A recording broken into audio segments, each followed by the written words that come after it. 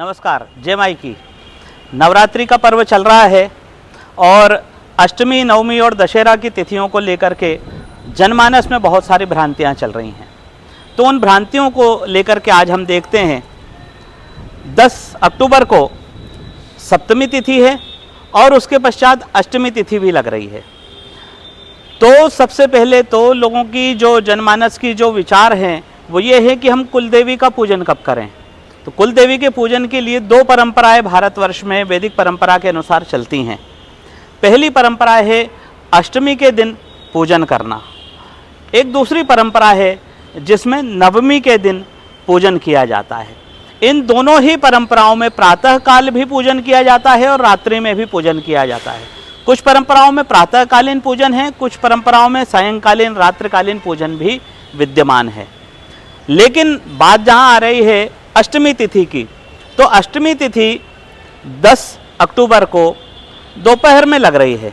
उसके पहले सप्तमी तिथि है। तो शास्त्रों में, धर्मशास्त्रों में ये बताया गया है कि यदि सप्तमी के साथ में युक्त होकर के अष्टमी तिथि है तो उसमें पूजन कुल देवी का नहीं करना चाहिए। दूसरी बात, 10 अक्टूबर को जब अष्टमी लगेगी उसी समय पर भद्रा भी व्याप्त हो जाएगा। तो भद्रा में भी पूजन वर्जित किया गया है। तब फिर अष्टमी का पूजन कब करें?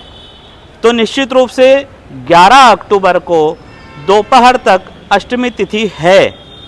तो जो प्रातःकालीन अष्टमी तिथि या कुलदेवी का पूजन करते हैं उनके लिए तो स्पष्ट रूप से निर्देश है कि वो 11 तारीख को अपना कुलदेवी का या अष्टमी तिथि का, महाअष्टमी तिथि का पूजन मनाएं।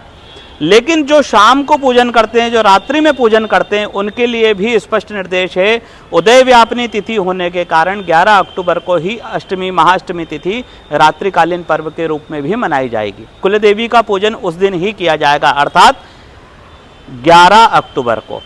और 12 अक्टूबर को प्रातःकालीन समय में महानवमी मनेगी। जहाँ पर पाठ किए जाते हैं वो उसकी पूर्णाहुति करेंगे, जो जप अनुष्ठान करते हैं वो उसकी पूर्णाहुति करेंगे। और जो लोग कन्या पूजन करते हैं वे भी 12 अक्टूबर को ही नवमी तिथि जो मध्याह्न काल तक व्याप्त है उसमें नवमी तिथि, महानवमी तिथि को मनाएंगे। और इस प्रकार के कुलदेवी पूजन करते हैं तो कुलदेवी पूजन करें, कन्या पूजन करें, हवन आदि करें, विभिन्न अनुष्ठानों के साथ उत्सव मनाएं। और 12 अक्टूबर को ही सायंकाल में दशहरा का पर्व भी मनाया जाएगा, क्योंकि दशहरा का पर्व सायंकालीन पर्व है, विजय मुहूर्त है, विजय का पर्व है। तो विजयकालीन पर्व जो है सायंकाल में मनाया जाता है। इसलिए 12 अक्टूबर को ही नवमी तिथि मनाई जाएगी, सायंकाल में दशहरा मनाया जाएगा। इस प्रकार से ये भ्रांतियों का उन्मूलन सीधे सीधे होता है कि 10 अक्टूबर को हम अष्टमी का पर्व ना मनाएंगे।